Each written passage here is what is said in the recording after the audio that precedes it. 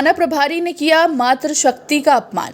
समाचार देश के सत्तारूढ़ दल द्वारा नारी शक्ति के सम्मान के लिए अभी भारत के राष्ट्रपति के चुनाव में मातृशक्ति का चुनाव कर उनका सम्मान किया एवं देश में नारी शक्ति के सम्मान का संकेत दिया।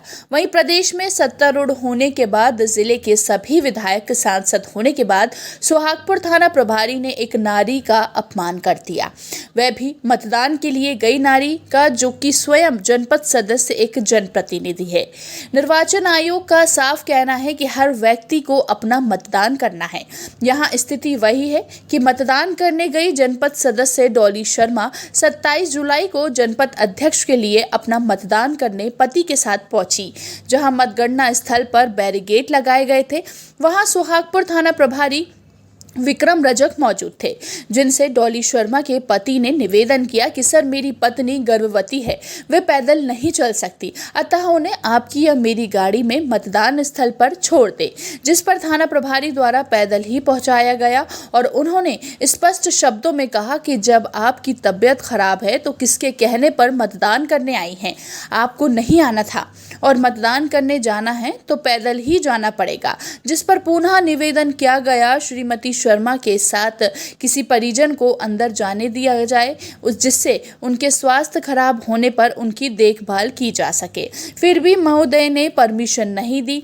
कुछ समय रुककर अंदर से की किसी सज्जन ने फोन कर सूचना दी कि जनपद सदस्य डॉली शर्मा की तबीयत खराब हो गई है और उन्हें जल्द से जल्द उपचार उपलब्ध कराया जाए। ये विचारणीय विषय है कि निर्वाचन आयोग द्वारा मतदाता और मतदान स्थल पर रहे सभी व्यक्तियों की स्वास्थ्य की संपूर्ण जवाबदारी है।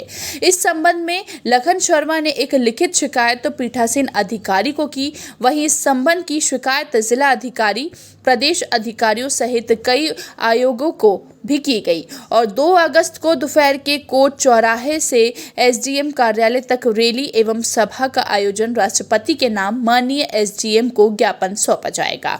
आपका नाम बताएंगे? मेरा नाम लखन शर्मा है। पूछना चाह रहा हूँ कि वो घटनाक्रम क्या है, बताएंगे कुछ? घटनाक्रम ये है सर कि उस दिन 27 तारीख को जनपद अध्यक्ष के चुनाव हो रहे थे। उस समय मैं अपनी पत्नी डॉली शर्मा को लेकर गया था, जो वार्ड क्रमांक 9 से जनपद सदस्य हैं। उन्हें लेकर गया और वो 8 माह से गर्भवती हैं।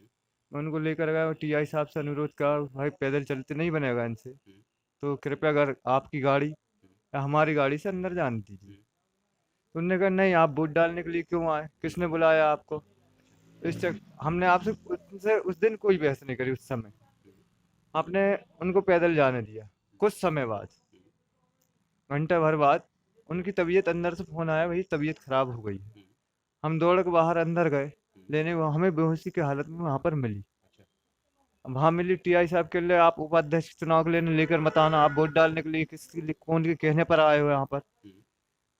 इस चक्कर में बहस हुए। हम इस स्थान से वहां पर गए, जबकि हमारे साथ चाचा जी थे, उमेश मित्तल जी, जो उस घटना स्थल पर थे। उन्होंने कहा बेटा आप जाइए, पहले इलाज करवाइए, मैं इनसे आपसे बात करता हूँ। बाकी स्थिति जो है चाचा जी बताएंगे। अच्छा, आपका नाम बताएंगे सर? उमेश कुमार मित्तल। आप घटनाक्रम के बारे में बताएंगे, क्या हुआ?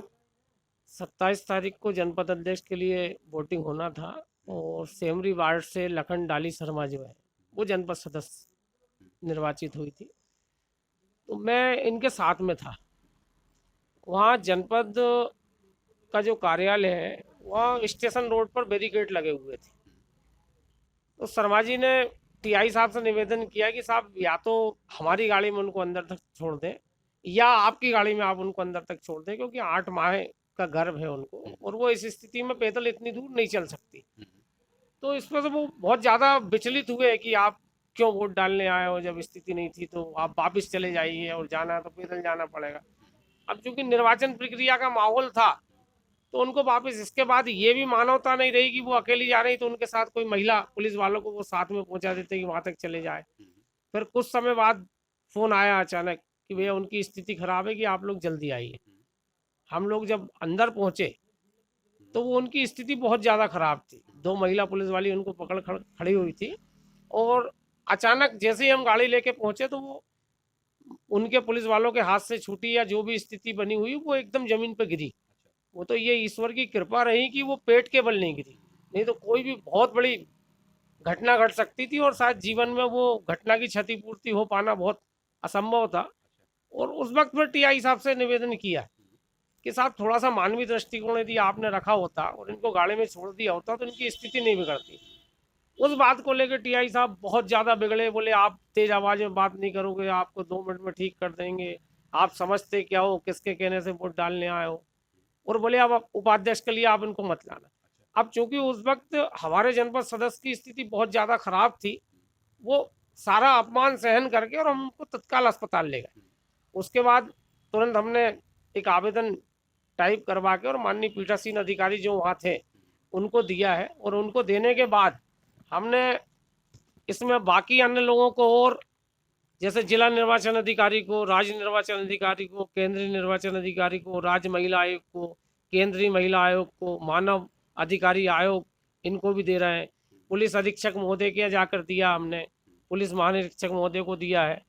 और उसमें सवाल कुल मिलाकर ये उठता है कि एक तरफ आज भारत की महामहिम राष्ट्रपति मुर्मू जी बनी है, और यदि मान लीजिए इस बात की चिंता भारतीय जनता पार्टी करती है कि महिलाओं का सम्मान और उनके स्वाभिमान की सुरक्षा होनी चाहिए, तो आज इतनी बड़ी घटना है, इसको यदि मानवीय दृष्टि से देखा जाए तो निर्वाचन प्रक्रिया के दरमियान यदि इस प्रकार का कोई सदस्य है तो उसकी पूरी जिम्मेदारी होनी चाहिए कि उसको सुरक्षित सम्मानीय तरीके से अंदर तक लाया जाए, वोटिंग करवाई जाए, और यदि उसका स्वास्थ्य खराब हुआ है तो उसको कम से कम चिकित्सा सुविधा उपलब्ध होनी चाहिए या एम्बुलेंस के द्वारा उनको पहुंचानी चाहिए थी।